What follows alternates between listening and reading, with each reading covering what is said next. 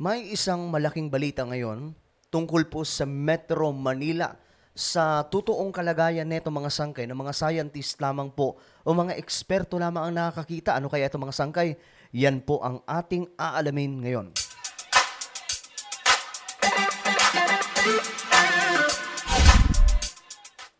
So ito na nga mga sangkay, pag-usapan po natin itong patungkol po dito sa Metro Manila na mayroon nga pong isiniwalat dito mga sangkay ang mga scientist. But before we start mga sangkay, check nyo po muna sa ibaba kung kayo po ay nakapag-subscribe dito sa ating channel mga sangkay. Ayan po. Sa ibaba po ng video na to may makikita kayong subscribe button. So pindutin nyo lamang po yan and pindutin nyo rin po yung notification bell at i-click nyo rin po yung all. Ulitin ko, click the subscribe. Down below, click the bell and click all dahil mahalaga pong topic ang ating tinatalakay dito mga sangkay.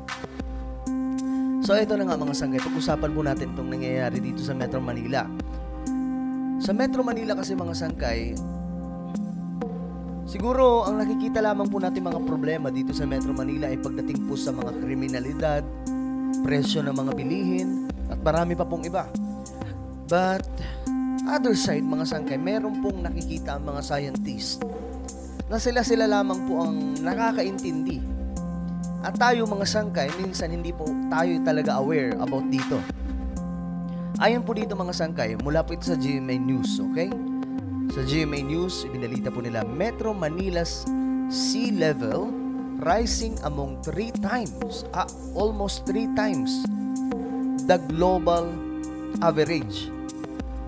So ang tanong dito mga sangkay, ano tong almost 3 times? Ito ba ay delikado? Yan po mga sangkay, ang sea level. Di ba nga po mga sangkay, mga scientist ngayon, panay po sila balita, especially yung United Nations, na ang pagtaas nga raw po ng sea level ay tumitindi.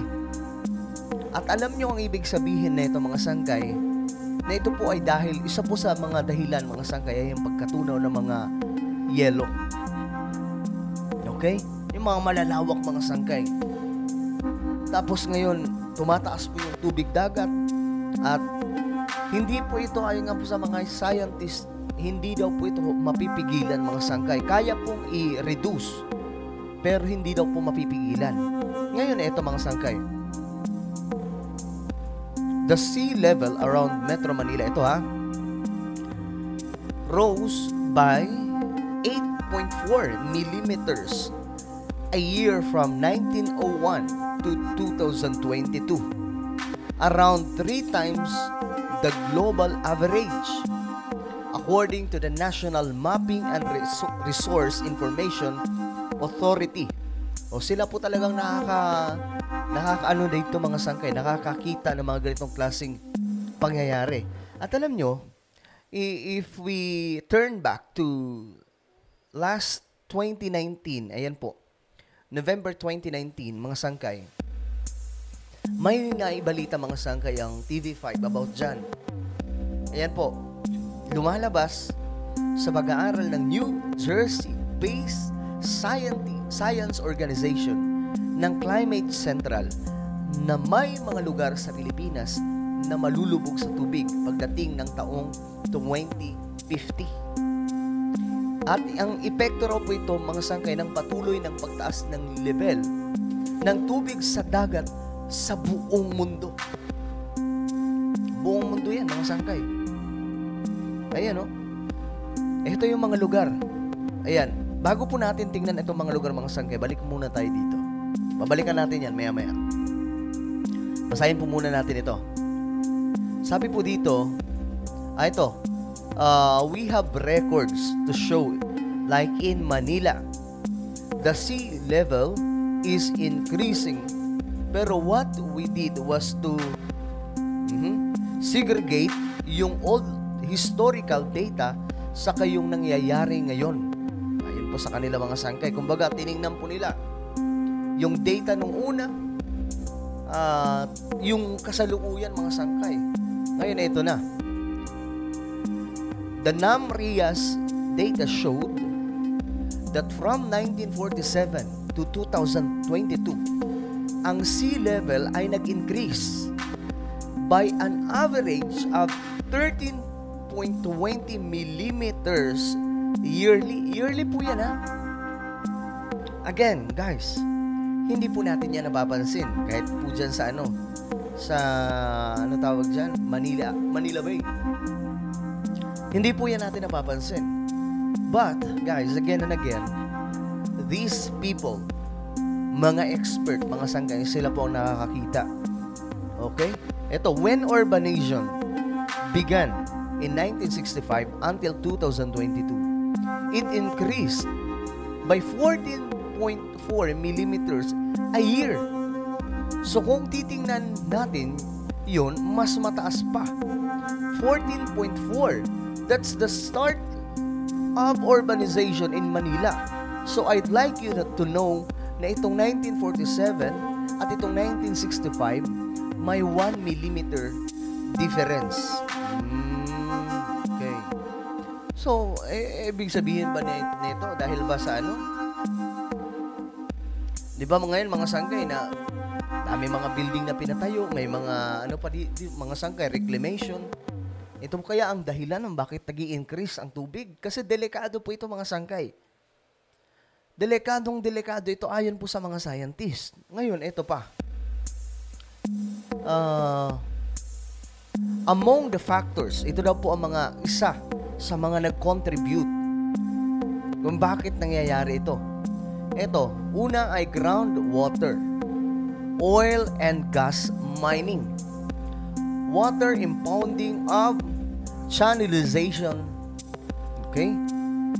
Then, vegetation clearance or deforestation, other activities affecting by hydrological cycle including pollution, climate change, deforestation, landscape changes, and urban growth.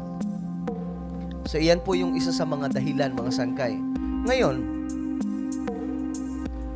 ang tanong dito, gaano ba ito ka-delikado, mga sangkay?